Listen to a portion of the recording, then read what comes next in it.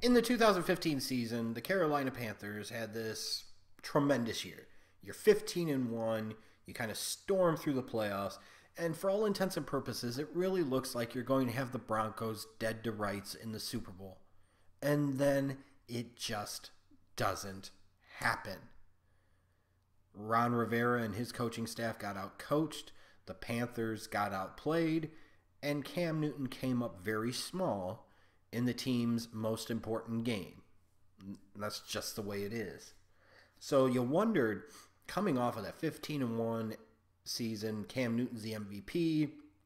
You got a lot of your core back, but you did let Josh Norman go in free agency after originally putting the franchise tag on him, and he went to the Redskins. You're like, you'll wonder what's going to happen with this team in 2016. And I thought that this team was still in a really good position, because I didn't think the division was that strong, and I thought they were still going to be a strong team. And especially on the second part, they were clearly victims of the Super Bowl losers hangover, the Super Bowl losers curse, because 2016 was an unmitigated disaster. I personally don't know that Cam Newton ever mentally recovered from the poor performance in the Super Bowl, especially the heat he got from the media for not diving for that fumble late in the fourth quarter.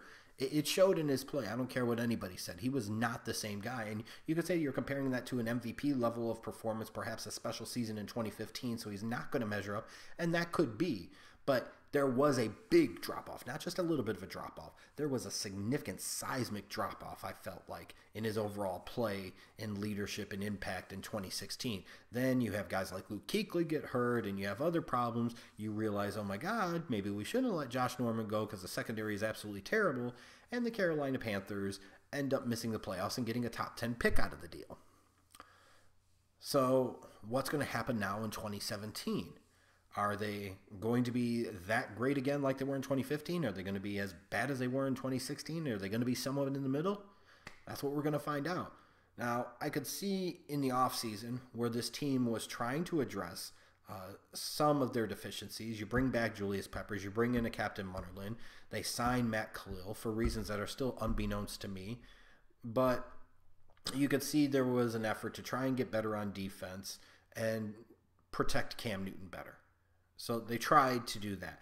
And then going into the draft, you had a feeling that they were going to try and emphasize getting Cam Newton more help. Because the one thing that was striking, even in 2015, even with the big plays that they hit on offense and how great of a season Cam had, the simple fact is you did all of that without a Kelvin Benjamin, and you didn't really have a lot of weapons in the passing game. You know, you had Greg Olsen and you had Ted Ginn sometimes when he wanted to, and sometimes he didn't. So you had a feeling maybe they were going to help Cam. Boy, did they ever. Drafting Christian McCaffrey in round 1, Curtis Samuel in round 2, getting the offensive tackle Taylor Moton. You could tell there was clearly an effort and emphasis to improve the level of talent of supporting cast around Cam Newton. And it was needed and it's necessary because ultimately for the Panthers, you're only going to go as far as your franchise quarterback takes you. And you had to help him more. Because frankly, 2015 was kind of a mirage in a lot of ways because that offense had no business putting up the level of production that it did because the talent around Cam just wasn't good enough. And you ultimately found that out in the Super Bowl when they faced a really good, hot defense in the Denver Broncos. They got schooled. They honestly got embarrassed.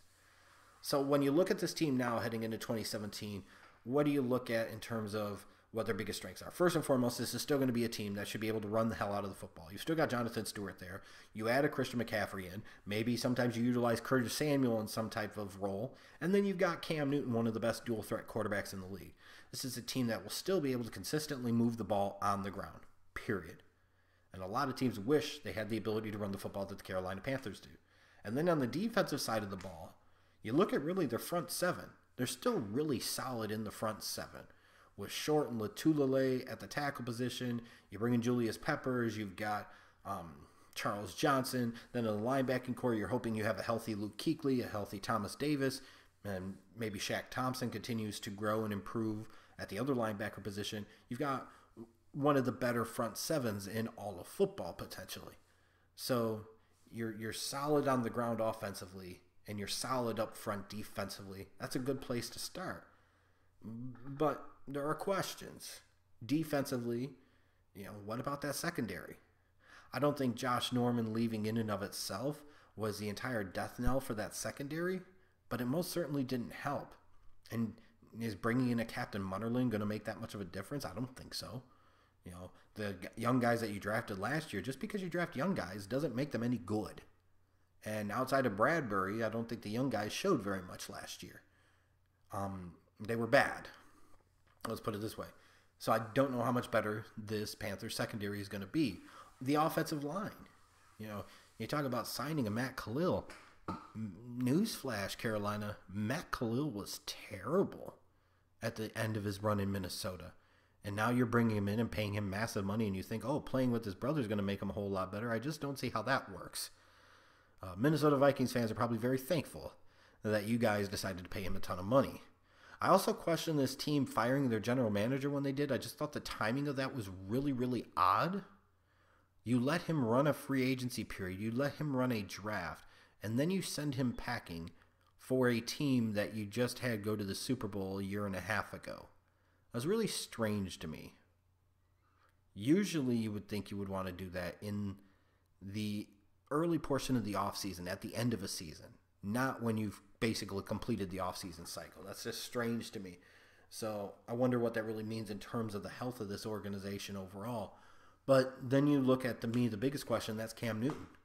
You know, with the injury he had this offseason, coming back from that, the disappointment of 2016, how's he going to play in 2017? Is he going to pick up some of the level of his 2015 play? Or is he going to be a frustrating and sometimes disappointing player to watch? The Carolina Panthers need Cam to be Super Cam. In 2016, to me, he was anything but. Even though the situation wasn't great and the team wasn't playing great around him, he didn't help matters. And now you got him coming back off of, a shoulder injury? You know, with very little reps in the offseason? I'd be really concerned about Carolina and how this season's going to play out, especially if Cam doesn't come back and hit on most of his cylinders. Now, in terms of players to watch for this team, I look at offensively, I think you got to go with Christian McCaffrey. You took the dude in the top 10. You're assuming he's going to be the complement of the backfield to Jonathan Stewart. You're going to play him quite a bit as a slot wide receiver, where he might be just as effective, if not more, than as a ball carrier.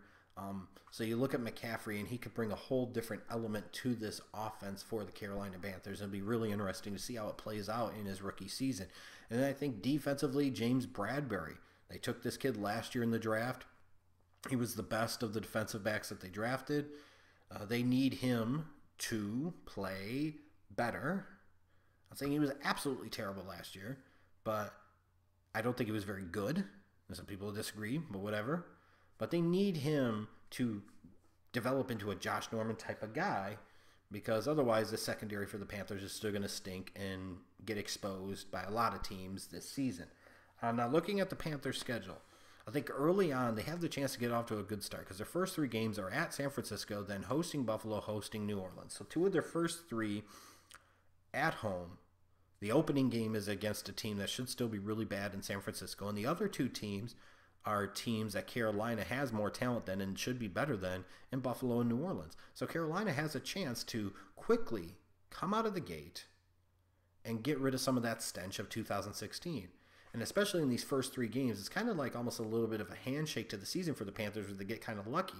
You get Cam Newton back into the fold. Maybe he's not 100%, but you can work him up to 100% when you get to the games that are tougher and they start to matter. So I would be surprised even if Cam doesn't look great 100% the first few games of the season, if this team doesn't start off 3-0 and get off to a quick, hot start and start believing in themselves again. And then I look at the tail end of the season, weeks 15 through 17, 2 of the last 3 games at home again. 2 of them are divisional games. You got week 15 hosting Green Bay. Then week 16 you're hosting Tampa. Week 17 you go to Atlanta. It goes without saying that if the Carolina Panthers are in position the last 3 weeks of the season, that stretch of schedule is going to make or break it for them, and they probably wish they had an easier stretch of schedule than those 3 games. Fortunately for them, again, 2 of the last 3 are at home, but it could be a tough stretch. Now, as a reference at the beginning of this, are we going to see more of a 2015 Carolina Panthers or a 2016 Carolina Panthers? I think the answer is somewhere in the middle.